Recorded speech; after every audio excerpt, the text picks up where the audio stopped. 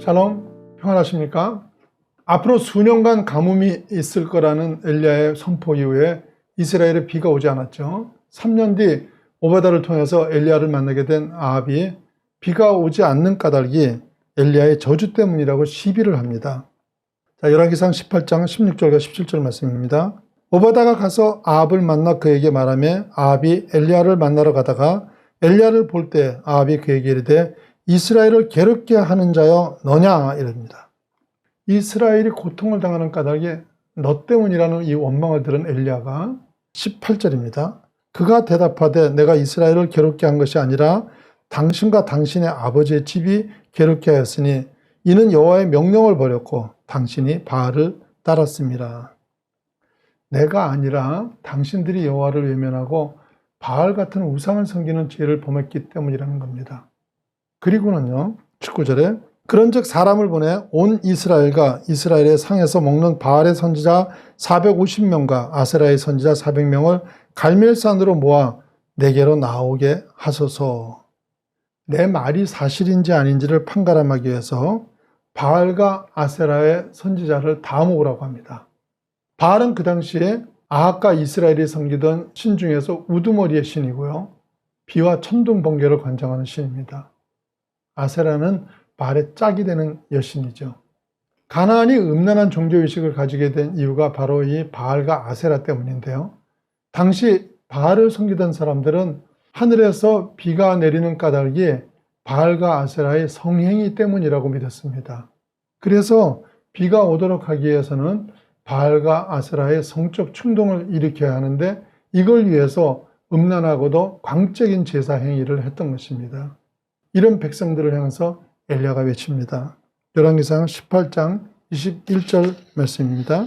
엘리야가 모든 백성에게 가까이 나가 이르되 너희가 어느 때까지 둘 사이에서 머뭇머뭇하려느냐.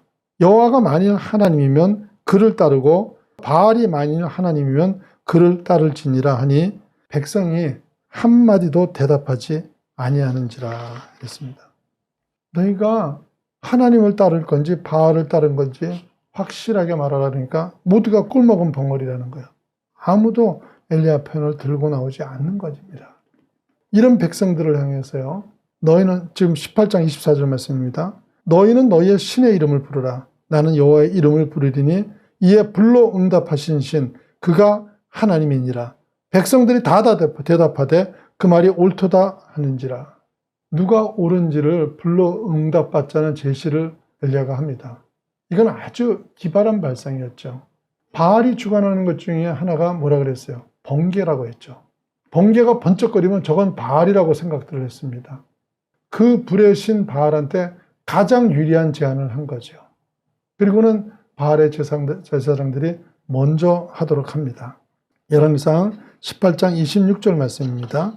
그들이 받은 송아지를 가져다가 잡고 아침부터 낮까지 바알의 이름을 불러 이르되 바알이여 우리에게 응답하소서 하나 아무 소리도 없고 아무 응답하는 자도 없으므로 그들이 그 쌓은 제단 주위에 뛰놀더라. 아무 응답이 없었어요. 이걸 바라보면서 엘리야가 놀리죠. 27절에 정오에 이르러는 엘리야가 그들을 조롱하여 이르되 큰 소리로 부르라. 그가 신인즉 묵상하고 있는지 혹은 그가 잠깐 나갔는지 혹은 그가 길을 행하는지 혹은 그가 잠이 들어서 깨워야 할 것인지 하매. 무슨 말이에요? 너희 신 지금 묵상하고 있니? 이러죠. 잠깐 나갔는지는 원문에서 자기 몸을 편하게 하러 갔는지 이런 말이에요. 쉬운 말로 화장실 갔냐는 거예요. 화장실 갔니? 잠자니? 이러면서 조롱을 하는 것입니다. 그 조롱을 받자 18장 28절에요. 이에 그들이 큰 소리로 부르고 그들의 규례를 따라 피가 흐르기까지 칼과 창으로 그들의 몸을 상하게 하더라. 놀림을 받더니 더 열심을 내더라는 거예요.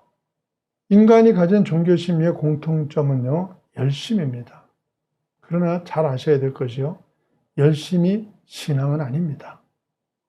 이 바알의 제사장들이 자기 몸에 피를 내가면서까지 열심을 내지만요. 이 열심의 문제가 뭡니까? 잘못된 열심이라는 거죠. 신앙은 열심 이전에 신앙의 대상과 방향이 올바른가를 반드시 먼저 살펴보셔야 합니다. 잘못된 대상과 방향으로 열심을 낸 바알의 선지자들은 어떻게 됩니까? 결국은 아무것도 이뤄내지를 못합니다. 열왕기상 18장 29절 말씀입니다. 이같이 하여 정오가 지났고 그들이 미친 듯이 떠들어 저녁 소재 드릴 때까지 이르렀으나 아무 소리도 없고 응답하는 자나 돌아보는 자가 아무도 없더라. 이렇게 하고는요, 이제 엘리야의 차례가 되죠. 엘리야가 가장 먼저 한 일이 무엇입니까? 18장 30절 말씀입니다. 엘리야가 모든 백성을 향하여 이르되 내게로 가까이 오라. 백성이 다 그에게 가까이 가매 그가 무너진 여호와의 제단을 수축하되, 먼저 무너진 제단을 복구했죠. 그것은 원래 하나님의 영광이 임하시던 곳이에요. 하나님의 용서와 자비를 구하면서 그 하나님이 만나던 장소입니다. 그런데 그것이 무너지고 대신에 우상이 그 자리에 들어온 것이죠. 그런 상태로는 어떤 하나님의 역사도 바랄 수가 없기 때문에 엘리야가 첫 번째로 한 일은 제단을 복구하는 일이었습니다. 오늘날도 마찬가지입니다. 회복을 원하십니까? 축복을 원합니까? 하나님의 기적의 역사를 보기 원합니까? 뭘 먼저 해야 돼요? 내 마음의 제단을 먼저 복구하셔야 됩니다. 하나님을 찬양하고 영광을 올려드리는 그 제단이 먼저 바르게 세워져야 되는 것입니다. 그것이 바로 예배의 회복이죠. 그래서 예배가 중요한 것입니다. 여러분의 제단은 어떻게 되어 있습니까? 오늘도 드려지는 이 예배 가운데 하나님을 사모하는 뜨거운 마음과 하나님에 대한 감동이 있습니까? 찬양을 드려도 아쉬움이 남는 그 감동이 있습니까? 이런 감동을 느끼는 중국 신자들은요, 나 같은 죄인 살리신을 중국어로 99장까지 만들었어요. 99장을 다 부르는데 거의 1시간 반 걸리더래요. 그런데 그 부르다가 한 2,000명 모인 회중들이 눈물 콧물 다 흘려가면서 이 찬양 한 곡 가지고 찬양을 하더라는 거예요. 근데 이게 사실 중요한 일이에요.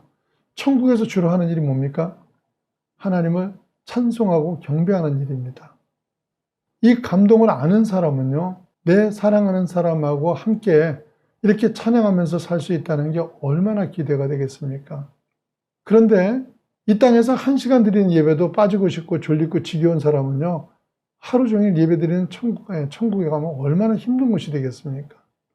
자, 신앙이 즐거우시려면요, 무엇보다도 예배가 살아있어야 합니다. 모든 축복의 문은 예배 회복에서부터 출발함을 잃어버리지 마시고요.